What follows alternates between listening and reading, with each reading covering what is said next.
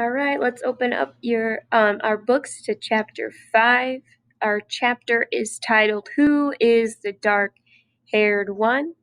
And get ready because this is an ed puzzle, and as we move along, I will be asking you a few questions as we read, so get ready for that. And I also suggest you have your copy open and you're following along on yours. Here we go. Do you really think anyone will come? Ellen asked nervously, turning to Anne-Marie in the bedroom. Your father doesn't think so. Of course not. They're always threatening stuff. They just like to scare people. Anne-Marie took her nightgown from a hook in the closet. Anyway, if they did, it would give me a chance to practice acting.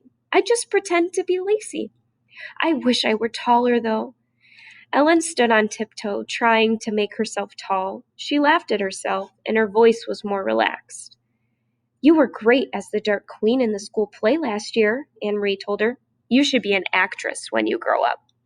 My father wants me to be a teacher. He wants everyone to be a teacher like him, but maybe I could convince him that I should go to acting school. Ellen stood on tiptoe again and made an imperious gesture with her arm. I am the Dark Queen, she intoned dramatically. I have come to command the night. You should try saying, I am Lacey Johansson, Anne-Marie said, grinning. If you told the Nazis that you were the Dark Queen, they'd haul you off to a mental institution. Ellen dropped her actress pose and sat down with her legs curled under her on the bed. They won't really come here, do you think? She asked again. Anne-Marie shook her head. Not in a million years. She picked up her hairbrush. The girls found themselves whispering as they got ready for bed. There was no need really to whisper. They were, after all, supposed to be normal sisters, and Papa had said they could giggle and talk. The bedroom door was closed. But the night did seem somehow different from a normal night, and so they whispered. How did your sister die, Anne-Marie? Ellen asked suddenly. I remember when it happened, and I remember the funeral. It was the only time I have ever been in a Lutheran church, but I never knew just what happened. I don't know exactly, Anne-Marie confessed. She and Peter were out somewhere together, and there was a telephone call, and that there had been an accident.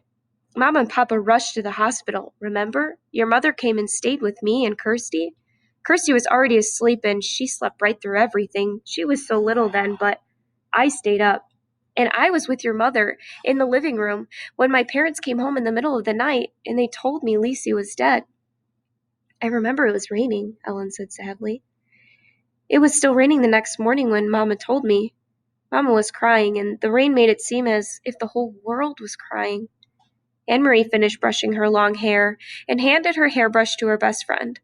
Ellen undid her braids, lifted her dark hair away from the thin gold chain she wore around her neck, the chain that held the Star of David, and began to brush her thick curls. I think it was partly because of the rain. They said she was hit by a car. I suppose the streets were slippery and it was getting dark, and maybe the driver just couldn't see. Anne-Marie went on, remembering, Papa looked so angry. He made one hand into a fist and he kept pounding it into the other hand. I remember the noise of it. Slam, slam, slam. Together they got into the wide bed and pulled up the covers. Anne-Marie blew out the candle and drew the dark curtains aside so that the open window near the bed let in some air. See that blue trunk in the corner? She said, pointing through the darkness. Lots of Lacey's things are in there. Even her wedding dress. Mama and Papa have never looked at those things. Not since the day they packed them away. Ellen sighed. She would have looked so beautiful in her wedding dress. She had such a pretty smile. I used to pretend that she was my sister, too. She would have liked that, Anne-Marie told her. She loved you. That's the worst thing in the world, Ellen whispered. To be dead so young. I wouldn't want the Germans to take my family away, to make us live someplace else, but still, it wouldn't be as bad as being dead. Anne-Marie leaned over and hugged her.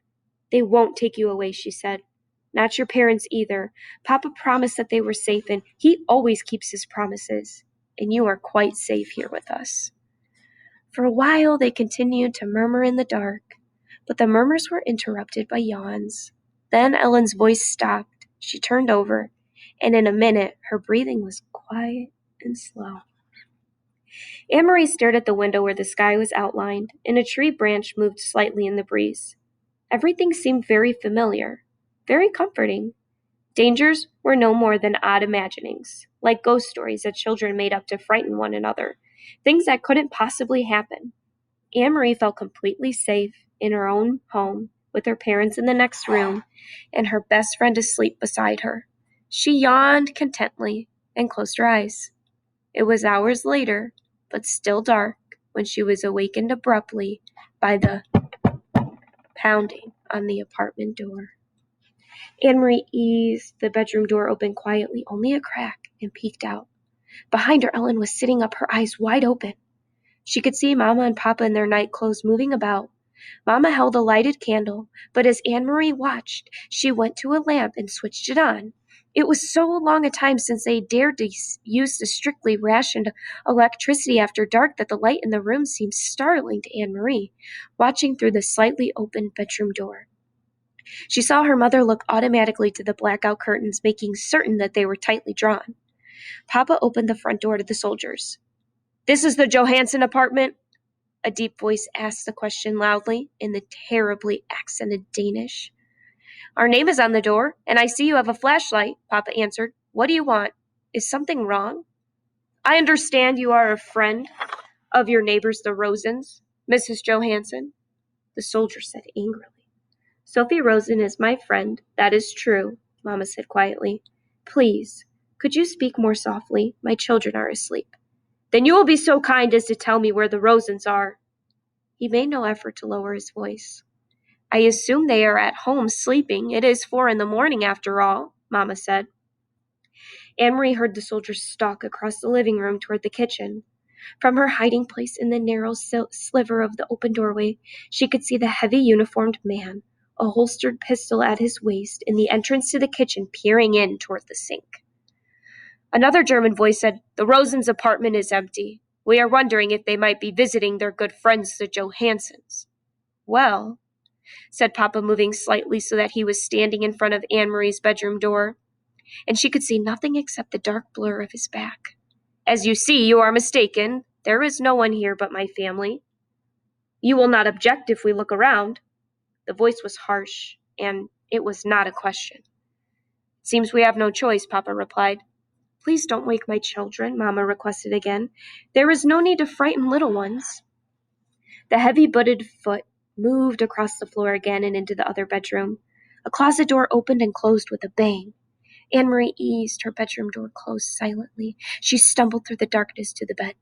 "Ellen," she whispered urgently, "take your necklace off." Ellen's hands flew to her neck. Desperately, she began trying to unhook the tiny clasp. Outside the bedroom door, the harsh voices and heavy footsteps continued. Ellen's hands flew to her neck. Desperately, she began trying to unhook the tiny clasp. Outside the bedroom door, the harsh voices and heavy footsteps continued. Oops, sorry, I read that twice. "I can't get it open," Ellen said frantically. "I never take it off. I can't even remember how to open it." Anne-Marie heard a voice just outside the door. "What is here?" "Shh," her mother replied. "My daughter's bedroom. They are sound asleep." "Hold still," Anne-Marie commanded. "This will hurt." She grabbed the little gold chain, yanked it with all her strength, and broke it. As the door opened and light flooded into the bedroom, she crumpled it into her hand and closed her fingers tightly.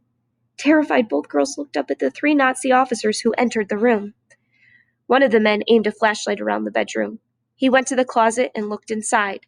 Then, with a sweep of his gloved hand, he pushed the floor several coats and a bathrobe that hung from the pegs on the wall. There was nothing else in the room except a chest of drawers, the blue decorated trunk in the corner, and a heap of Kirsty's dolls piled in a small rocking chair. The flashlight beam touched each thing in turn. Angrily, the officer turned toward the bed. "Get up," he ordered. "Come out here." Trembling, the 2 girls rose from the bed and followed him, brushing past the 2 remaining officers in the doorway to the living room. Anne-Marie looked around. These 3 uniformed men were different from the ones on the street corners. The street soldiers were often young, sometimes ill at ease, and Anne-Marie remembered how the giraffe had, for a moment, let his harsh pose slip and had smiled at Kirsty. But these men were older, and their faces were set with anger. Her parents were standing beside each other, their faces tense. But Kirsty was nowhere in sight. Thank goodness that Kirsty slept through almost everything. If they had wakened her, she would be wailing, or worse, she would be angry and her fists would fly. "Your names?" the officer barked. "Anne Marie Johansson, and this is my sister—" "Quiet! Let her speak for herself. Your name?" He was glaring at Ellen. Ellen swallowed. "Lisi," she said, and cleared her throat. "Lisi Johansson." The officer stared at them grimly. "Now," Mama said in a strong voice, "you have seen that we are not hiding anything. May my children go back to bed." The officer ignored her. Suddenly, he grabbed a handful of Ellen's hair. Ellen winced. He laughed scornfully. "You have a blonde child sleeping in the other room, and you have this blonde daughter." He gestured toward Anne-Marie with his head. "Where did you get the dark-haired one?" He twisted the lock of Ellen's hair. "From a different father? From the milkman?" Papa stepped forward. "Don't speak to my wife in such a way. Let go of my daughter, or I will report you for such treatment." "Or maybe you got her someplace else," the officer continued with a sneer. "From the Rosens?" For a moment no one spoke. Then Anne-Marie, watching in panic, saw her father move swiftly to the small bookcase and take out a book. She saw that he was holding the family photograph album. Very quickly, he searched through its pages, found what he was looking for, and tore out 3 pictures from 3 separate pages. He handed them to the German officer, who released Ellen's hair. "You will see each of my daughters, each with her name written on the photograph," Papa said. Anne-Marie knew instantly which photographs he had chosen. The album had many snapshots, all the poorly focused pictures of school events and birthday parties, but it also contained a portrait, taken by a photographer, of each as a tiny infant. Mama had written in her delicate handwriting the name of each baby daughter across the bottom of those photographs. She realized, too, with an icy feeling, why Papa had torn them from the book. At the bottom of each page below the photograph itself was written the date, and the real Lisi Johansson had been born 21 years earlier. "Kirsten Elizabeth," the officer read, looking at Kirsty's baby picture. He let the photograph fall to the floor. "Anne-Marie," he read next, glanced at her, and dropped the photograph. "Lisi Margaret," he read finally, and stared at Ellen for a long, unwavering moment. In her mind, Anne-Marie pictured the photograph that he held. The baby, wide-eyed, propped against a pillow, her tiny hand holding a silver teething ring, her bare feet visible below the hem of an embroidered dress, the wispy curls, dark. The officer tore the photograph in half, dropped the pieces on the floor, then he turned the heels of his shiny boots grinding into the pictures, and left the apartment. Without a word, the other 2 officers followed. Papa stepped forward and closed the door behind him. Anne-Marie relaxed the clenched fingers of her right hand, which still clutched Ellen's necklace. She looked down and saw that she had imprinted the Star of David into her palm.